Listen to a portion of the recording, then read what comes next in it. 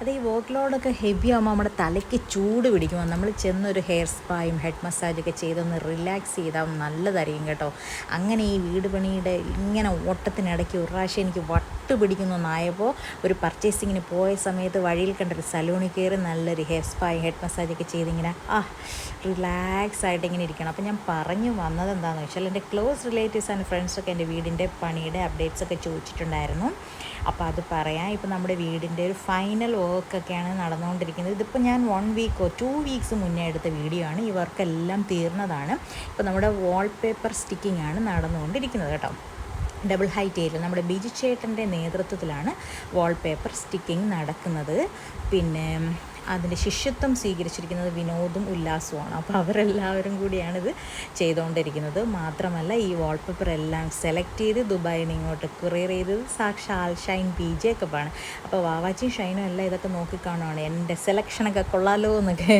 അപ്പോൾ ഇത് double height ഏരിയയിൽ നമ്മൾ ഇങ്ങനെ ചെയ്തുകൊണ്ടിരിക്കുകയാണ്. ഓരോ വാളിനും ഓരോ തരത്തിലുള്ള ഡിസൈൻസാണ് സെലക്ട് ചെയ്തിരിക്കുന്നത്.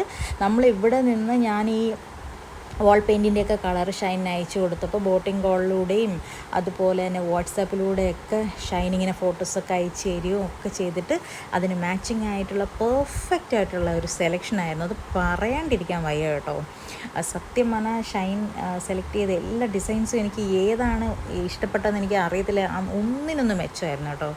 അപ്പോൾ അതിനുള്ള എല്ലാ ക്രെഡിറ്റും ഷൈനാണ്. അപ്പോൾ ബീച്ചേട്ടന് ഒരു 35 ഇയേഴ്സിൻ്റെ ഒരു എക്സ്പീരിയൻസ് ഉണ്ട് ഗൾഫിൽ ഈ കാര്യങ്ങളെല്ലാം ചെയ്തതിന്. അപ്പോൾ അതുകൊണ്ട് നമ്മൾ ധൈര്യമായിട്ട് ബീച്ചേട്ടനെ ഏൽപ്പിച്ചു. ബീച്ചേട്ടൻ്റെ കൈകളിൽ അത് സേഫായിരുന്നു.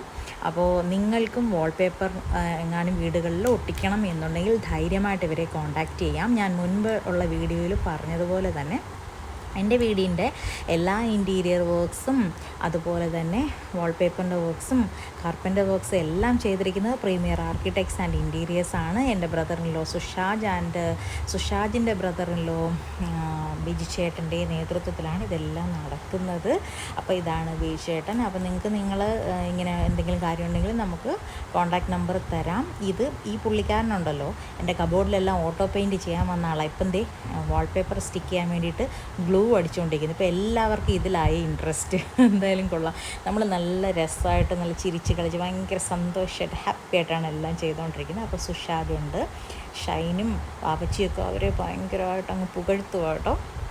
അപ്പോൾ അപ്പോൾ ഞാൻ പറഞ്ഞ എൻ്റെ വീഡിയോയിലൂടെ നോക്കിയൊരു ഹായ് അയക്കാനായിട്ട് അങ്ങനെ അവരും എനിക്ക് ഹായ് തന്നു. അപ്പോൾ ഇത് ഒരു മുറിയിലെ വോളാണ്.